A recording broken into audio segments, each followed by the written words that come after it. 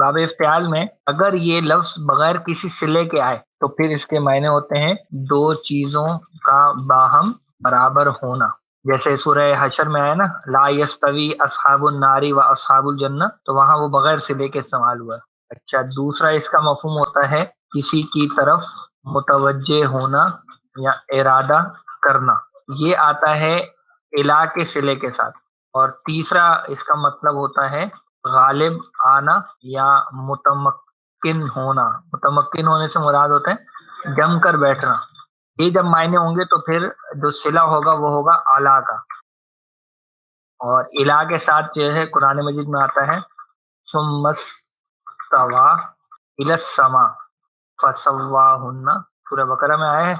और आला के साथ ये मिसाल यहाँ जो हमारे आयत ज़ेर दर्स है, सुम्मस्तवा अलल अर्श।